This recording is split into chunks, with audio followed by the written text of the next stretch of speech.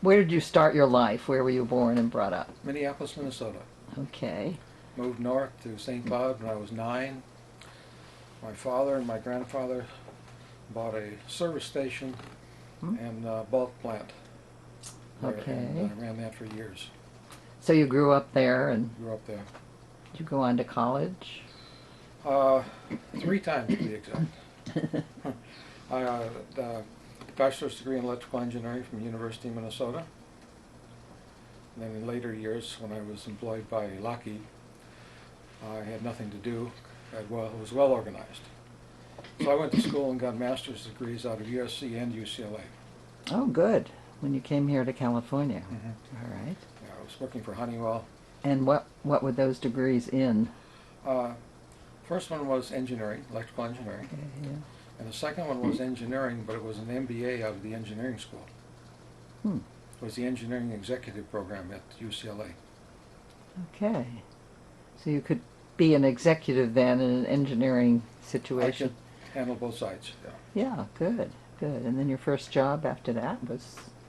Well, my first job after Minnesota was with Honeywell, Advanced Flight Systems, Mm. and that's how I got to California.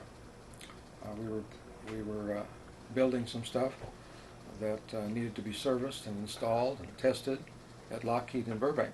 Yeah. So they sent me there. Left me there for about 15 months. And I had a lot of friends who had made that trip out, went back to Minnesota, and within a year they were back in California because they decided they didn't like the Minnesota winters anymore. I don't blame them. I'm from New York originally. So I thought I'd just skip that round trip, and I just stayed. Okay. Worked at Lockheed for 17 years. And what exactly did you do there?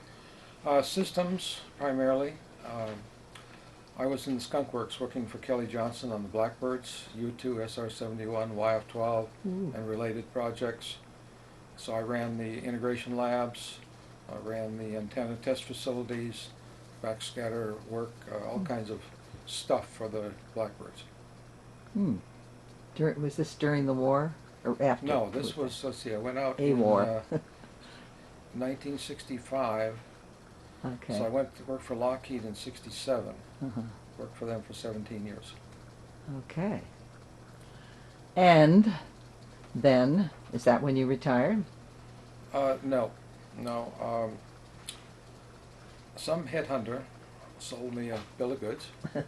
Said he wanted a new division started in Santa Ana, basically a think tank, and offered me a lot of money.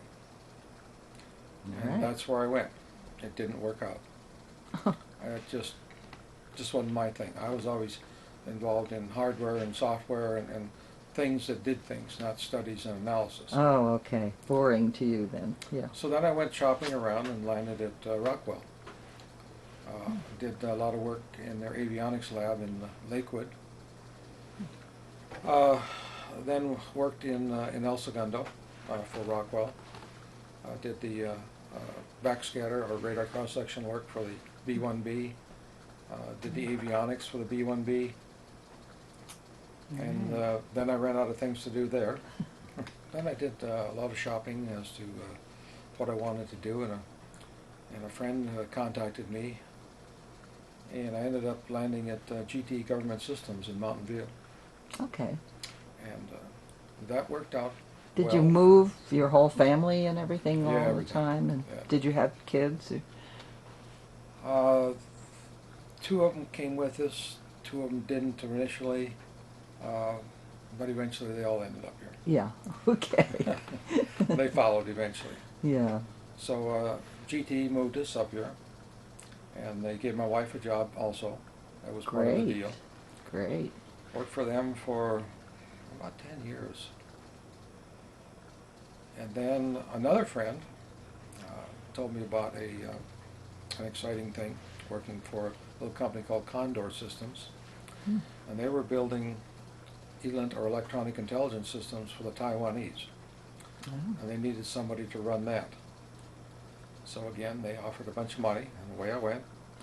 Ended up going to Taiwan every month Oh, and every month. installing stuff on their mountaintops For a few days or? for a couple of years. Well, I mean, when you said you went every Oh, month, I would go for a couple of weeks. a couple of weeks, so Right. all right, half your time maybe. Because it's a, you know, it's a 16-hour Mm, flight. yeah. Did that for a while, then that ended. And then the friend who brought me into there had moved over to Applied Signal in Sunnyvale. And they were building collection gear for the intelligence agencies. And that Mm, sounded like fun. yeah. So I went over there for 10 years. Ran their large programs. All right. Wow. And then in '09 I left there. It wasn't fun anymore. There wasn't anything that I hadn't done.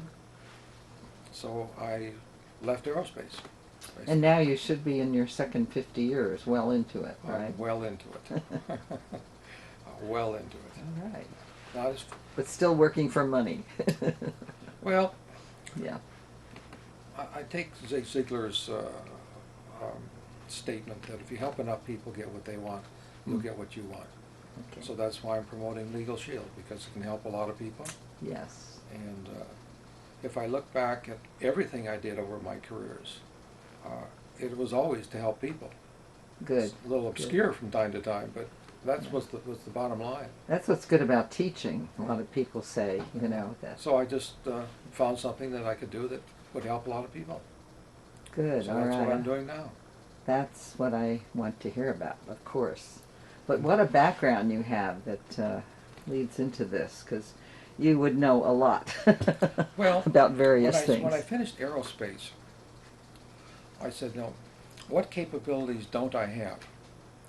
Well, even though I was running $100 million plus programs, I was personally financially illiterate, so I studied everything I could find on investments and strategies for investments.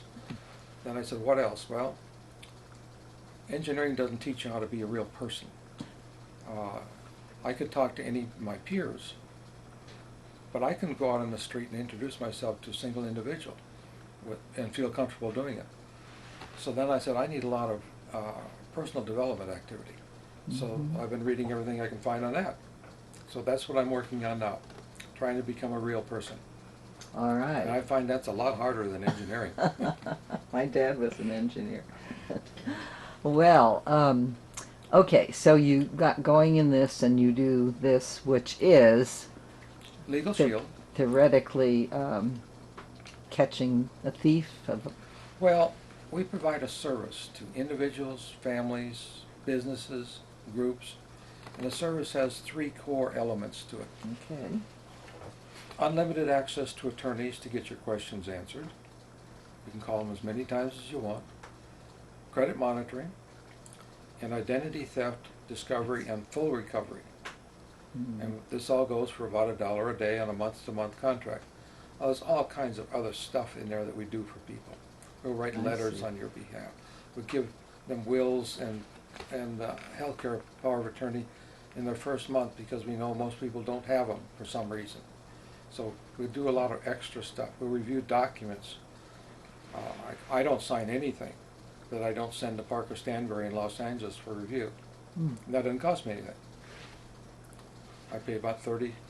Well, I have one of their business programs or plans, so that costs me a little more. But all of that goes for about $1 a day for a family, and that's husband, wife, or the whoever signs up plus significant other. It doesn't matter who, and then up to 8 minor children up to age 26. So All it's for called, one price. It's called Legal Shield, and it says here, worry less, live more. Well, we It's try kind to of take your motto. yeah. Well, we try to take the worry of legal issues or identity theft or credit monitoring away from people.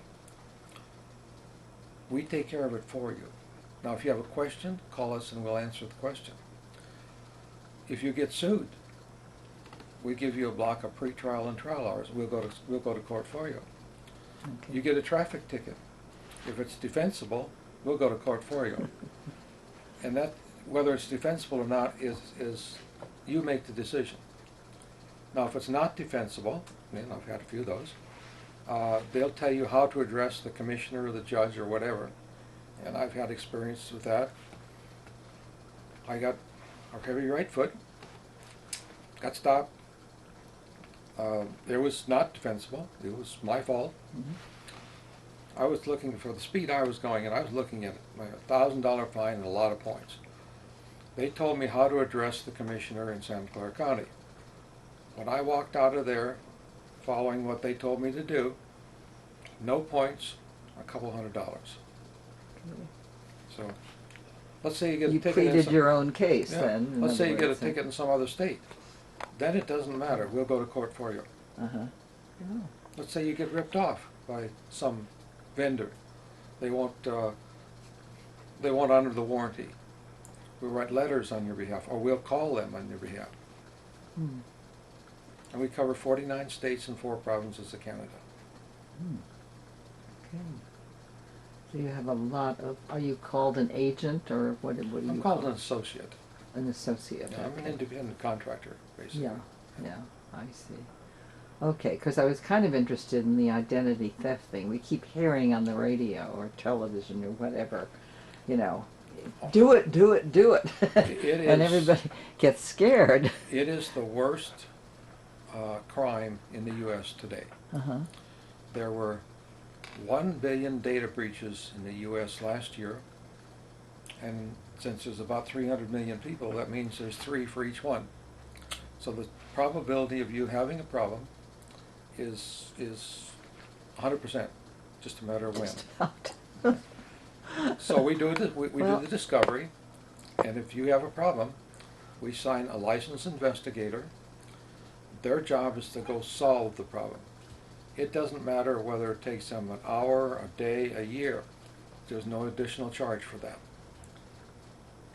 I don't know how they can do that, though. I mean, I own a condo with no mortgage. I have a certain amount of money coming in each month from my pension. Goes into the bank. In the beginning of the month, I have a lot in my bank account. But then it gets pretty well used up. Well, if you want to find out how people would find you, just Google your name. And what could they do to me, though? How would what- they get into my bank account? They'd have to have my social security number, but Right, and that's published. I But- can get that. they're not me. I don't understand how they could become me. Oh, they have Tell me. unimaginable ways. So they get your social security card, and they apply for credit in your name. Mhm. They get your name, they have your social security card, they apply for credit, they get the credit, they use it. Obviously, they don't pay it off. Now you're liable. Because I have 2 credit cards. Yeah. But I'm not going to give away 2. And I have an IRA with some money that I had put in there. Now, one of my mantras, since I was developing collection gear for the intelligence agencies, is there is no privacy. Yeah. Whatever is written down, no matter where it is, we can find. And so the bad guys can find it too. Mm-hmm. So anything that exists that's documented about you can be found. You can hack the systems. Look at Anthem that got hacked. Mm-hmm. Look at Target. Look at all these cases. Mm-hmm. Yeah. Now they've got the credit card numbers. Mm-hmm. Yeah. What I offer people on that is, I put together a 20-minute presentation, a PowerPoint presentation with some videos in it, that shows people how they can get your information and what they can do with it. So I offer to make that presentation to anybody, anytime. Mm-hmm. And whether they sign up for my service or not is immaterial to me. They need somebody's service, or at least do the things that I say in this presentation to protect yourself as well as you can. Mm-hmm. So you go before groups sometimes and do this? Mhm. Because I could think of you as a speaker coming with that information to a number of groups who I'd might be like willing to do that for any group. to have you come and show that. In fact, I was talking to the CFO of the Diocese of Monterey, who I've known for years,